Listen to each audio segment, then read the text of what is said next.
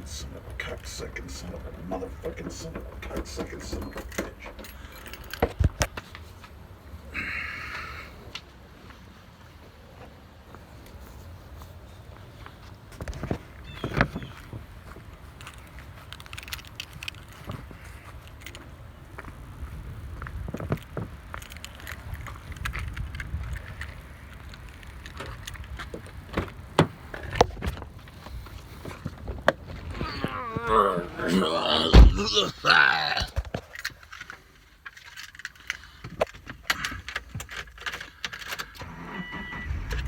People that grew up in the 1970s, there's two kinds of sons of bitches that grew up in the 1970s. One are the kids that watch Sesame Street and the Electric Company. And the other group, they're the ones that watched Mr. Rogers and Zoom. And just saying the word Zoom makes me want to vomit a little bit in my mouth. What a horrible, horrible show. Horrible, horrible show. Horrible, horrible indeed. Well, it's Wednesday, October 28th, 2020. I need to go out and stock up on groceries and provisions, because who knows what's going to happen in the next week. Probably something horrible.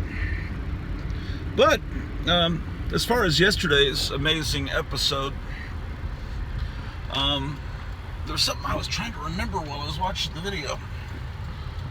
And what it was, I was talking about how the average person is really stupid. Really a stupid person. The average person, not the viewers of the Grottu Orloff program. And I guess I've always had this cynical point of view. Always. And I was talking about that, and I remembered this little anecdote, and then I got distracted, and I said, what was it? I said, I'll probably remember at 11 o'clock tonight. Well, I remembered about 11 o'clock last night, and now I still remember it, so I'll tell you.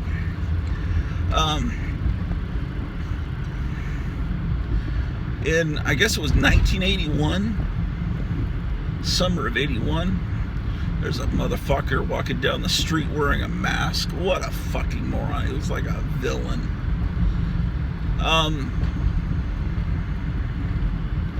Yes. In 1981, summer of 1981. Sorry, driving is a serious business. I can't be distracted by you fools watching this program. Yeah, summer of 1981. Okay, so I go to a preview of a new movie coming out. All right, so excited about that. Used to be, there were sneak previews, and you get to see there'd be one showing. There you go. You see a new movie that's coming out in a month or two. And sometimes they give you a little card to fill out and tell what you thought of it. And if they get all good cards back, then they know, oh, this is going to be a big hit, right? It's like taking a presidential poll. But if people say, I didn't like this part, or this confused me, or this part was slow, then they go back and they start editing the movie because they figure the movie's got problems. All right, so anyway, so the movie's Raiders of the Lost Ark. Cut to the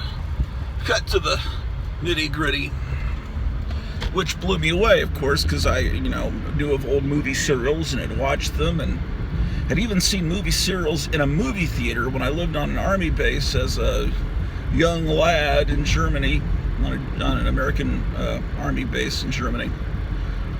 So I knew what they were, and I came out and I went with my mother to this film, and I said, this movie's great, but it's going to bomb horribly because the average person's just not going to get it. They're not going to understand what it is. They're just not. It's not going to connect with people because people are too stupid. Luckily, I was wrong. Of course, Raiders of the Lost Ark was the only really outstanding movie in that series, that franchise. The second one was weakened by Steven Spielberg putting his hideous girlfriend, I think he later married her, into this movie, and she was just so annoying.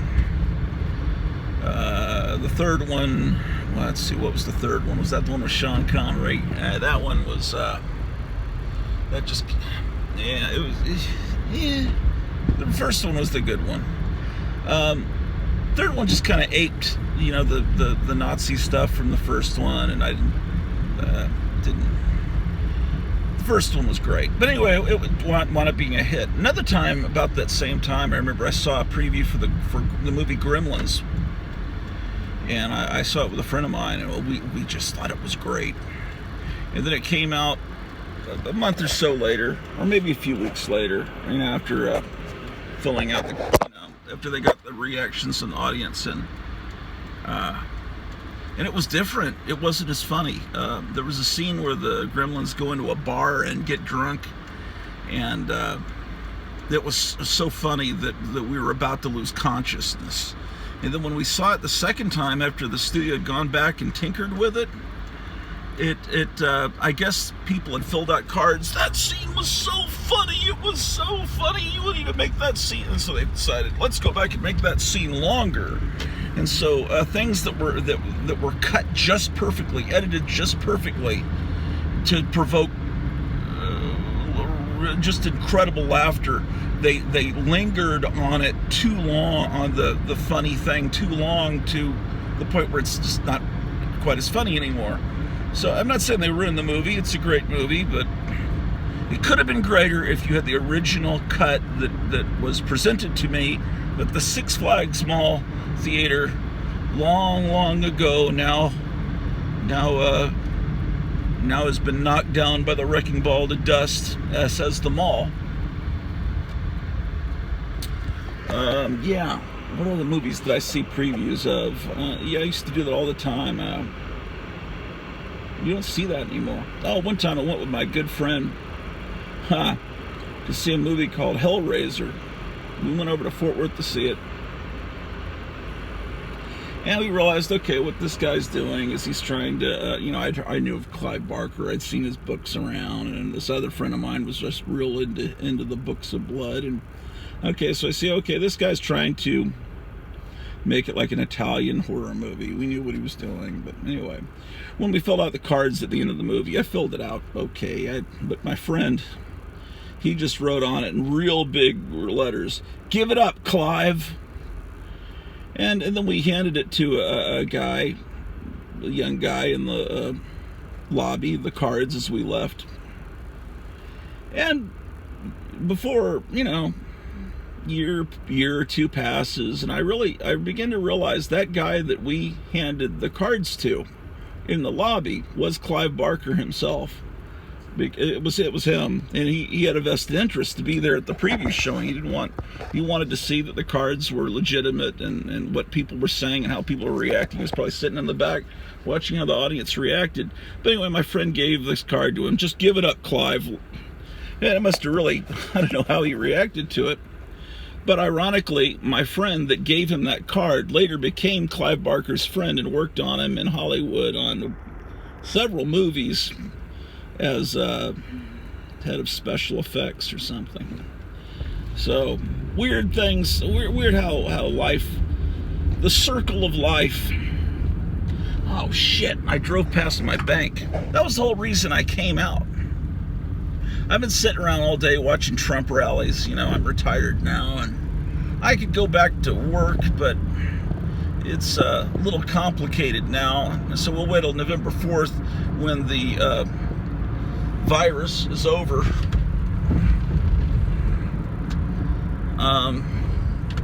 Or, it depends. If Trump wins, I'm sure someone will have a new virus ready for us because they'll want to get revenge.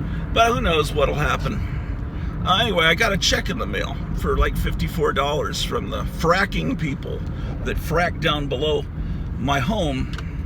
Now, Joe Biden wants to do away with fracking, but because I got this check, I'm going to go cash it, and I'm going to buy some old-fashioned light bulbs, because these LED bulbs, this LED bulb I put in the bathroom provides this hideous, nightmarish hospital glow to the room. And also the LED bulbs, they say even though I thought they burned cool, they say you're not supposed to put them in enclosed fixtures. So anyway, I'm gonna get some light bulbs, some air freshener, because the den, our living room's starting to really smell like horse shit, like elephant shit. And sometimes I realize, okay, it's because the dog pooped on her little training diaper. And sometimes it's because our house guest is cooking minestrone soup that smells like horse shit. I could never really tell, but now there's a lingering smell. And we had a sea burner shaped like a fucking Illuminati owl, but I broke it accidentally, and that's good, because that thing tended to create accidents. One time the cat got that hot wax all over his fur, and my nephew had an accident with it too. Let's see. So I'm going to cash this check and go to Cosmic Comics also, because there's a comic I had my eye on. God damn, it's fucking hot in here.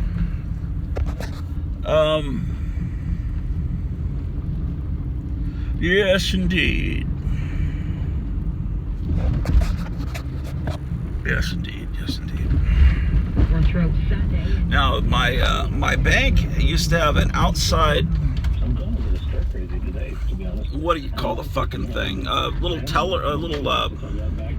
ATM, and they took it away. So I guess they figure, and they haven't replaced it. So I figure they're expecting horrible things to happen here soon. Shit, and so they don't want their ATM outside.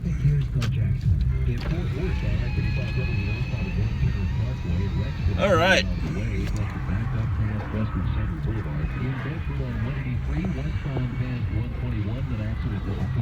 It's rush hour. Okay, did I bring a pen? God damn it. Pardon me.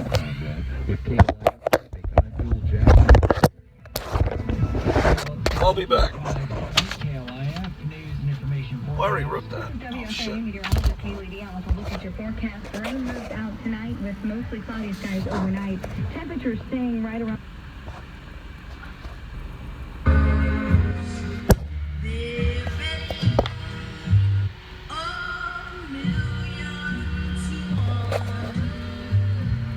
I need to make sure I have some non-copywritten music playing. I'm not sure how many seconds of a song you can use before it becomes copyright infringement. The car in front of me has no license plate. They're obviously criminal scum. Antifa. Oh yes. I hope they didn't hear me. I didn't think that maybe they could hear me. Ooh.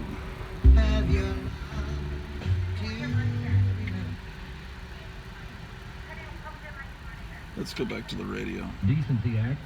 Hawaii Democratic Senator re-elect Bill Whitehill to the Texas Court of Appeal. What we are seeing today is an attempt to bully the CEOs of private companies into carrying out a hit job at a presidential candidate by making sure that they push out foreign and domestic misinformation meant to influence the election. The hearing coming after both Twitter and Facebook prevented users from sharing and retweeting New York Post stories regarding 2020 Democratic presidential nominee Joe Biden's son Hunter's business dealings in Ukraine and China. Those stories have since been confirmed and proven by Biden's own emails and tweets, but most of the press say they're unproven and they're. But it has to be the Russians. It's always the Russians. Here's Ed Markey. He's damn it, you know, it's so obvious that the Chinese are the problem. The Russians are like we were in the 1950s. The Russians are no longer the people closing down churches, and the Russians are, they're okay.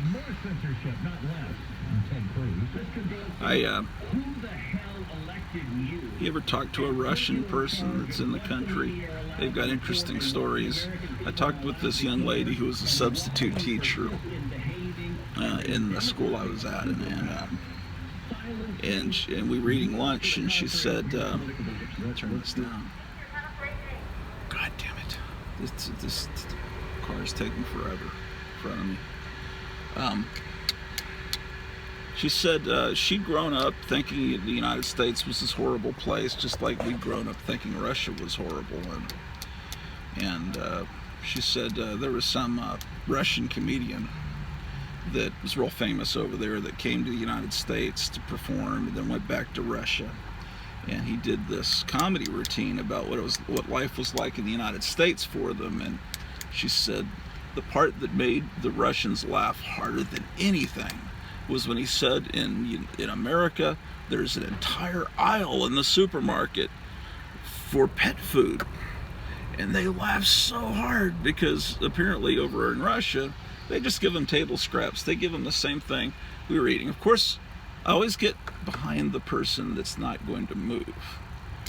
Yes.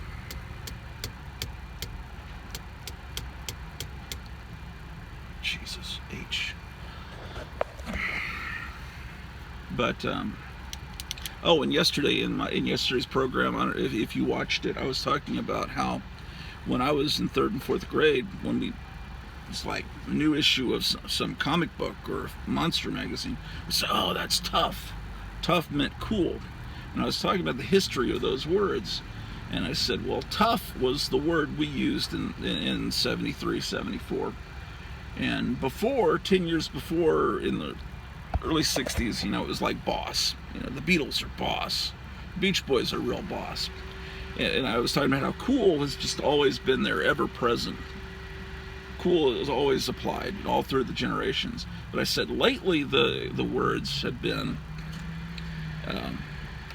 and I could only think of one of them. One that I mentioned was tight, and then they also used lit, and it goes hard. It goes hard, tight, lit. And I was talking. The point I was trying to make in my routine was that these are all kind of. Oh shit! Hold on.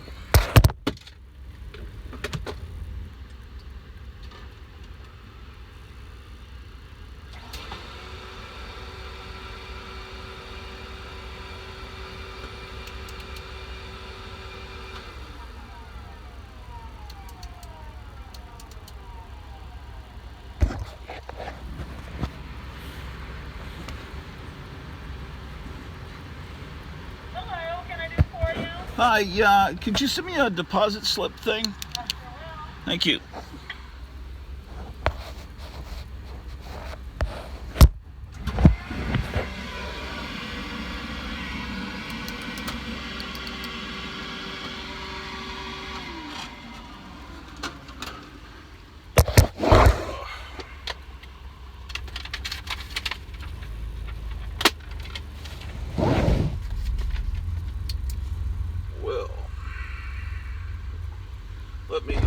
I'll come back with part 2.